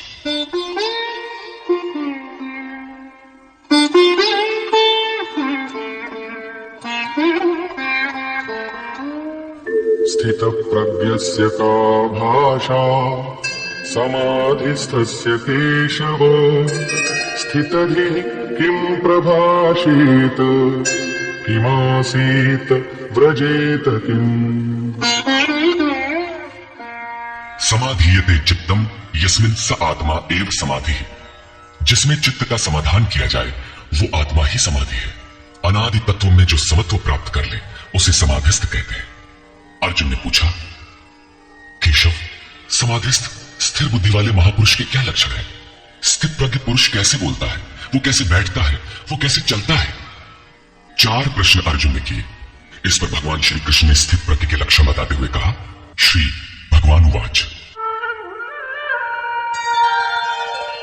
प्रजहाति यदा कामान् सर्वान् पार्थमनोगतान् आत्मन्येवात्मना तुष्टः स्थितप्रज्ञस्तदुच्यते। पार्थ, जब मनुष्य मन में स्थित संपूर्ण कामनाओं को त्याग देता है, तब वो आत्मा से ही आत्मा में संतुष्ट हुआ स्थिर बुद्धि वाला कहा जाता है। कामनाओं के त्याग पर ही आत्मा का दिग्दर्शन होता है। ऐसा आत्माराम आत्मतृप्त महापुरुष ही स्थित प्रज्ञ है। दुःखेष्वनुद्विग्नमनः सुखेषु विगतस्पृहः वीतरागभयक्रोध स्थितधीर्मुनिरुच्यते। दैहिक, दैविक तथा भौतिक दुखों में जिसका मन उद्विग्न नहीं होता, सुखों की प्राप्ति में जिसकी स्पृहा दूर हो गई है तथा जिसके राग, भय और क्रोध नष्ट हो गए हैं, मननशीलता की चरम सीमा पर पहुंचा हुआ मुनि स्थित प्रज्ञ कहा जाता है। उसके अन्य लक्षण बताते हैं, यः सर्वत्रानभिस्नेहः तत्तत्प्राप्य शुभाशुभम् नाभिनन्दति न द्वेष्टि तस्य प्रज्ञा प्रतिष्ठिता। जो पुरुष सर्वत्र स्नेह रहित हुआ, शुभ अथवा अशुभ को प्राप्त होकर न तो प्रसन्न होता है और न द्वेष करता है, उसकी बुद्धि स्थिर है। शुभ वो है जो परमात्मा स्वरूप में लगाता है, अशुभ वो है जो प्रकृति की ओर ले जाने वाला होता है। किंतु स्थित प्रज्ञ पुरुष अनुकूल परिस्थितियों से न प्रसन्न होता है और न प्रतिकूल परिस्थितियों से द्वेष करता है, क्योंकि प्राप्त होने योग्य वस्तु न उससे भिन्न है और न पतित करने वाले विकार ही उसके लिए है। अर्थात अब साधन से उसका अपना कोई प्रयोजन नहीं रहा। ऐसा व्यक्ति स्थित प्रज्ञ कहा जाता है। यदा संहरति चायं कूर्मोऽङ्गानीव सर्वशः इन्द्रियाणीन्द्रियार्थेभ्यः तस्य प्रज्ञा प्रतिष्ठिता। जिस प्रकार कछुआ अपने अंगों को समेट लेता है, ठीक वैसे ही ये पुरुष जब सब ओर से अपने अंगों को समेट लेता है, तब उसकी बुद्धि स्थिर होती है। खतरे को देखते ही कछुआ जिस प्रकार अपने सिर और पैर समेट लेता है, ठीक इसी प्रकार जो पुरुष विषयों में विचरती हुई इंद्रियों को सब ओर से समेटकर हृदय देश में निरोध कर लेता है, उस काल में उस पुरुष की बुद्धि स्थिर होती है। किंतु ये तो एक दृष्टांत मात्र है। खतरे का एहसास मिटते ही कछुआ तो अपने अंगों को पुनः फैला देता है। क्या इसी प्रकार स्थित प्रज्ञ महापुरुष भी विषयों में रस लेने लगता है? इस पर कहते हैं, विषया विनिवर्तन्ते निराहारस्य देहिनः रसवर्जं रसोऽप्यस्य परं दृष्ट्वा निवर्तते। इंद्रियों द्वारा विषयों को न ग्रहण करने वाले पुरुषों के विषय तो निवृत्त हो जाते हैं, क्योंकि वे ग्रहण ही नहीं करते, किंतु उनका राग नहीं निवृत्त होता, आसक्ति लगी रहती है। संपूर्ण इंद्रियों को विषयों से समेटने वाले निष्काम कर्मी का राग भी परम दृष्टवा, परम तत्व परमात्मा का साक्षात्कार करके निवृत्त हो जाता है। महापुरुष कछुए की तरह अपनी इंद्रियों को विषयों में नहीं फैलाता। एक बार जब इंद्रियां सिमट गई तो संस्कार ही मिट जाते हैं, पुनः वे नहीं निकलते। निष्काम कर्मयोग के आचरण द्वारा परमात्मा के प्रत्यक्ष दर्शन के साथ उस पुरुष का विषयों से राग भी निवृत्त हो जाता है। प्रायः चिंतन पथ में हठ करते हैं। हठ से इंद्रियों को रोककर वे विषय से तो निवृत्त हो जाते हैं, किंतु मन में उनका चिंतन राग लगा रहता है। ये आसक्ति परम दृष्टवा परमात्मा का साक्षात्कार करने के बाद ही निवृत्त होती है, इसके पूर्व नहीं। पूज्य महाराज जी इस संबंध में अपनी एक घटना बताया करते थे। गृह त्याग से पूर्व उन्हें 3 बार आकाशवाणियां हुई थी। हमने पूछा, महाराज जी आपको आकाशवाणी क्यों हुई, हम लोगों को तो नहीं हुई? तब इस पर महाराज जी कहे, हो ये शंका मोह के बही रही, अर्थात ये संदेह मुझे भी हुआ था। तब अनुभव में आया कि मैं 7 जन्म से लगातार साधु हूं। 4 जन्म तो केवल साधुओं सा वेश बनाए, तिलक लगाए, कहीं विभूति पोते, कहीं कमंडलू लिए विचरण कर रहा हूं। योग क्रिया की जानकारी नहीं थी, लेकिन पिछले 3 जन्म से बढ़िया साधु, जैसा होना चाहिए। मुझ में योग क्रिया जागृत थी। पिछले जन्म में पार लग चला था, निवृत्ति हो चली थी, किंतु 2 इच्छाएं रह गई थी। एक तो स्त्री और दूसरी गांजा। अंतर मन में इच्छाएं थी, किंतु बाहर से हमने शरीर को दृढ़ रखा। मन में वासना लगी थी, इसलिए जन्म लेना पड़ा। जन्म लेते ही भगवान ने थोड़े ही समय में सब दिखा सुनाकर निवृत्ति दिला दी, 2-3 चटकाना दिया और साधु बना दिया। ठीक यही बात श्री कृष्ण कहते हैं कि इंद्रियों द्वारा विषयों को न ग्रहण करने वाले पुरुष के भी विषय तो निवृत्त हो जाते हैं, किंतु साधना द्वारा परम पुरुष परमात्मा का साक्षात्कार कर लेने पर वो विषयों के राग से भी निवृत्त हो जाता है। अतः जब तक साक्षात्कार न हो, कर्म करना है। इंद्रियों को विषयों से समेटना कठिन है। इस पर प्रकाश डालते हैं। यततो ह्यपि कौन्तेय पुरुषस्य विपश्चितः इंद्रियाणि प्रमाथीनि हरन्ति प्रसभं मनः। कौन्तेय, प्रयत्न करने वाले मेधावी पुरुष की प्रमथनशील इंद्रियां उसके मन को बलात् हर लेती हैं, विचलित कर देती हैं। इसलिए तानि सर्वाणि संयम्य युक्त आसीत मत्परः वशे हि यस्येन्द्रियाणि तस्य प्रज्ञा प्रतिष्ठिता। उन संपूर्ण इंद्रियों को संयत करके योग से युक्त और समर्पण के साथ मेरे आश्रित हो, क्योंकि जिस पुरुष की इंद्रियां वश में होती हैं, उसी की बुद्धि स्थिर होती है। यहाँ योगेश्वर श्री कृष्ण साधन के निषेधात्मक अवयवों के साथ उसके विधेयात्मक पहलू पर जोर देते हैं। केवल संयम और निषेध से इंद्रियां वश में नहीं होती, समर्पण के साथ इष्ट चिंतन अनिवार्य है। इष्ट चिंतन के अभाव में विषय चिंतन होगा, जिसके कुपरिणाम श्री कृष्ण के ही शब्दों में देखें। ध्यायतो विषयान् पुंसः संगस्तेषु उपजायते संगात् संजायते कामः कामात् क्रोधोऽभिजायते। विषयों का चिंतन करने वाले पुरुष की उन विषयों में आसक्ति हो जाती है। आसक्ति से कामना उत्पन्न होती है। कामना पूर्ति में व्यवधान आने से क्रोध उत्पन्न होता है। क्रोध किसे जन्म देता है? क्रोधाद् भवति सम्मोहः सम्मोहात् स्मृति विभ्रमः स्मृतिभ्रंशात् बुद्धिनाशो बुद्धिनाशात् प्रणश्यति। क्रोध से विशेष मूर्ता अर्थात अविवेक उत्पन्न होता है। नित्य अनित्य वस्तु का विचार नहीं रह जाता। अविवेक से स्मरण शक्ति भ्रमित हो जाती है, जैसा अर्जुन को हुआ था। भ्रमतीव च मे मनः। गीता के समापन पर उसने कहा, नष्टो मोह स्मृतिर्लब्धा। क्या करें क्या न करें, इसका निर्णय नहीं हो पाता। स्मृति भ्रमित होने से योग परायण बुद्धि नष्ट हो जाती है, और बुद्धि नाश होने से ये पुरुष अपने श्रेय साधन से च्युत हो जाता है। यहां श्री कृष्ण ने बल दिया है कि विषयों का चिंतन नहीं करना चाहिए। साधक को नाम, रूप, लीला और धाम में ही कहीं लगे रहना चाहिए। भजन में ढील देने पर मन विषयों में जाएगा। विषयों के चिंतन से आसक्ति हो जाती है।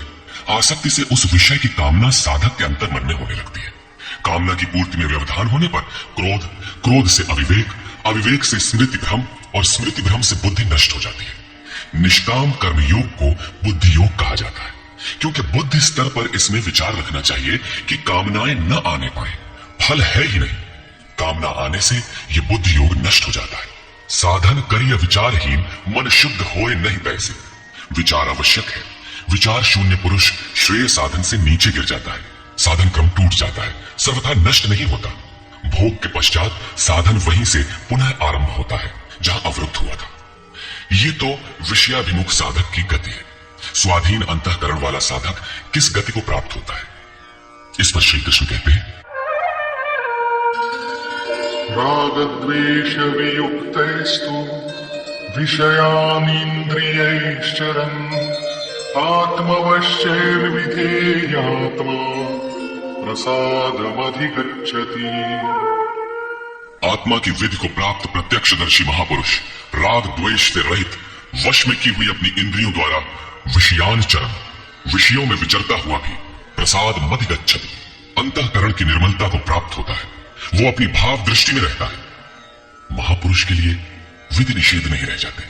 उसके लिए कहीं अशुभ नहीं रहता जिससे वो बचाव करे, तथा उसके लिए कोई शुभ शेष नहीं रह जाता जिसकी वो कामना करे।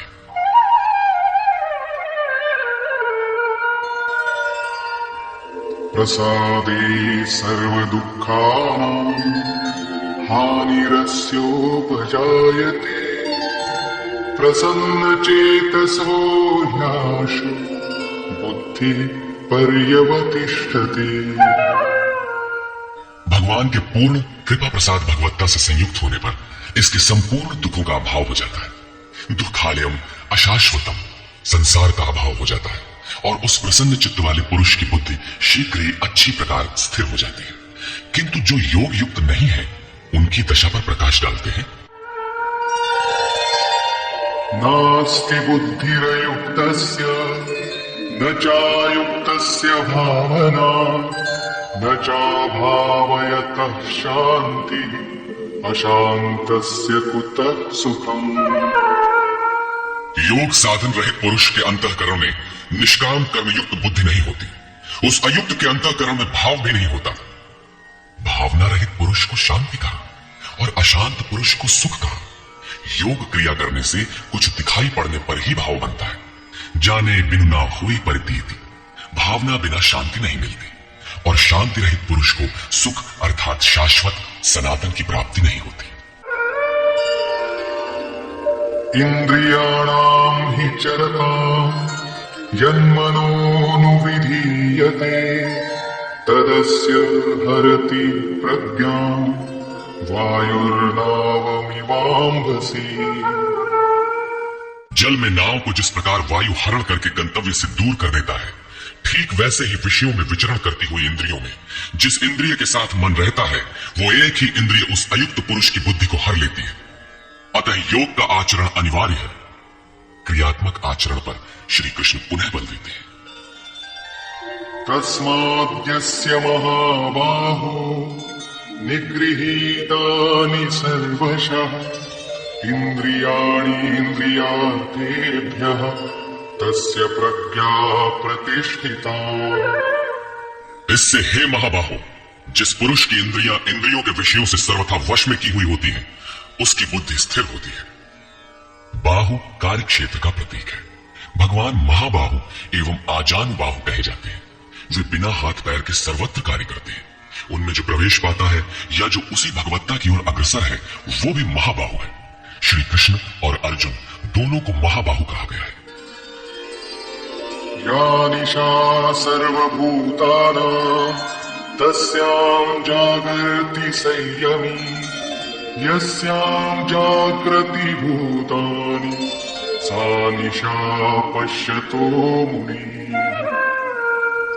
संपूर्ण भूत प्राणियों के लिए वो परमात्मा रात्रि के तुल्य है, क्योंकि दिखाई नहीं देता, न विचार ही काम करता है, इसलिए रात्रि सदृश है।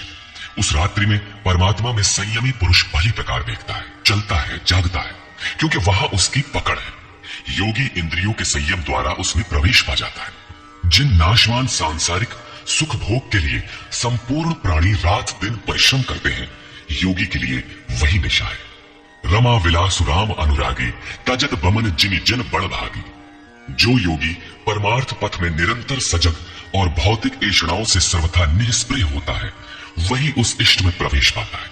वो रहता तो संसार में ही है, किंतु संसार का उस पर प्रभाव नहीं पड़ता। महापुरुष की इस रहने का चित्रण देखें। आपूर्यमाणमचल प्रतिष्ठं समुद्रमाप प्रविशन्ति यद्वत् तद्वत् कामायं प्रविशन्ति सर्वे स शान्तिमाप्नोति न कामकामी। जैसे सब ओर से परिपूर्ण अचल प्रतिष्ठा वाले समुद्र में नदियों के जल उसको चलायमान न करते हुए बड़े वेग से उसमें समा जाते हैं, ठीक वैसे ही परमात्मा में स्थित प्रज्ञ पुरुष में संपूर्ण भोग विकार उत्पन्न किए बिना समा जाते हैं। ऐसा पुरुष परम शांति को प्राप्त होता है, न कि भोगों को चाहने वाला। भयंकर वेग से बहने वाली सहस्त्रों नदियों के स्रोत फसल को नष्ट करते हुए, हत्याएं करते हुए, नगरों को डुबाते हुए, हाहाकार मचाते हुए बड़े वेग से समुद्र में गिरते हैं, किंतु समुद्र को न 1 इंच ऊपर उठा पाते हैं और न गिरा ही पाते, बल्कि उसी में समाहित हो जाते हैं। ठीक इसी प्रकार स्थित प्रज्ञ महापुरुष के प्रति संपूर्ण भोग उतने ही वेग से आते हैं, किंतु समाहित हो जाते हैं।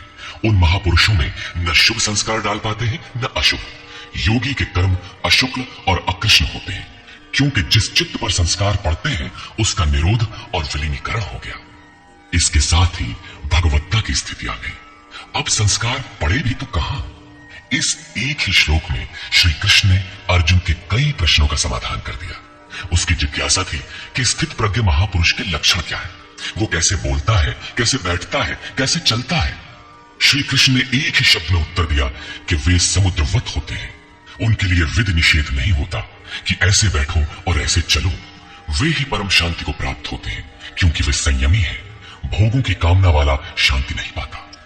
इसी पर पुनः बल देते हैं, विहाय कामान्यः सर्वान् पुमांश्चरति निःस्पृहः निर्ममो निरहंकारः स शान्तिमधिगच्छति। जो पुरुष संपूर्ण कामनाओं को त्याग कर निर्ममा, मैं और मेरे के भाव तथा अहंकार और स्पृहा से रहित होता हुआ बरतता है, वो उस परम शांति को प्राप्त होता है जिसके बाद कुछ भी पाना शेष नहीं रह जाता। एषा ब्राह्मी स्थितिः पार्थ नैनां प्राप्य विमुह्यति स्थित्वा स्यामन्तकामेऽपि ब्रह्म निर्वाणमृच्छति। पार्थ, उपर्युक्त स्थिति ब्रह्म को प्राप्त हुए पुरुष की स्थिति है। समुद्रवत उन महापुरुषों में विषय नदियों की तरह समा जाते हैं।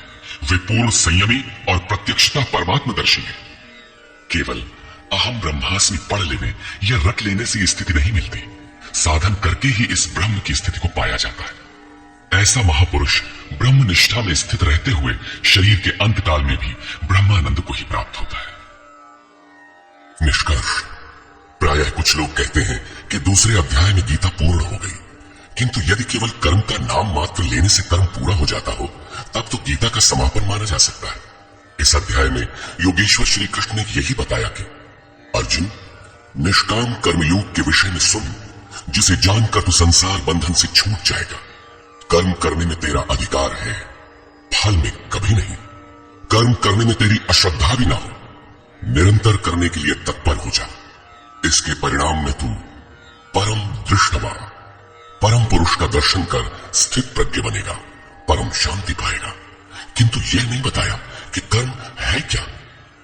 यह सांख्य योग नामक अध्याय नहीं है। यह नाम शास्त्रकार का नहीं अपितु टीकाकारों की देन है। वे अपनी बुद्धि के अनुसार ही ग्रहण करते हैं, तो आश्चर्य क्या है। इस अध्याय में कर्म की गरिमा, उसे करने में बरती जाने वाली सावधानी और स्थित प्रज्ञ के लक्षण बताकर श्री कृष्ण ने अर्जुन के मन में कर्म के प्रति उत्कंठा जागृत की है। उसे कुछ प्रश्न दिए हैं। आत्मा शाश्वत है, सनातन है, उसे जानकर तत्वदर्शी बनो। उसकी प्राप्ति के दो साधन हैं, ज्ञान योग और निष्काम कर्म योग। अपनी शक्ति को समझकर हानि लाभ का स्वयं निर्णय लेकर कर्म में प्रवृत्त होना ज्ञान मार्ग है, तथा इष्ट पर निर्भर होकर समर्पण के साथ उसी कर्म में प्रवृत्त होना निष्काम कर्म मार्ग या भक्ति मार्ग है। गोस्वामी तुलसीदास ने दोनों का चित्रण इस प्रकार किया है।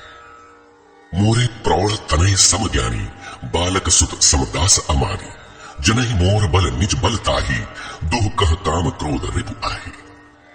मेरे दो प्रकार के भजने वाले हैं, एक ज्ञान मार्गी, दूसरा भक्ति मार्गी। निष्काम कर्म मार्गी या भक्ति मार्गी शरणागत होकर मेरा आश्रय लेकर चलता है। ज्ञान योगी अपनी शक्ति सामने रखकर अपनी हानि लाभ का विचार कर अपने भरोसे चलता है, जबकि दोनों के शत्रु एक ही हैं। ज्ञान मार्गी को काम क्रोधादि शत्रुओं पर विजय पाना है और निष्काम कर्म योगी को भी इन्हीं से युद्ध करना है। कामनाओं का त्याग दोनों करते हैं और दोनों मार्गों में किया जाने वाला कर्म भी एक ही है। इस कर्म के परिणाम में परम शांति को प्राप्त हो जाओगे। लेकिन यह नहीं बताया कि कर्म है क्या। अब आपके भी समक्ष कर्म एक प्रश्न है। अर्जुन के मन में भी कर्म के प्रति जिज्ञासा हुई। तीसरे अध्याय के आरंभ में ही उसने कर्म विषयक प्रश्न प्रस्तुत किया। अतः ओम तत्सदिति श्रीमद् भगवद गीता सूपनिषत्सु ब्रह्म विद्यायाम योग शास्त्री श्री कृष्ण अर्जुन संवादे कर्म जिज्ञासा नाम द्वितीयो अध्यायः। इस प्रकार स्वामी अड़गड़ानंद कृत श्रीमद् भगवद गीता के भाष्य यथार्थ गीता का दूसरा अध्याय पूर्ण होता है।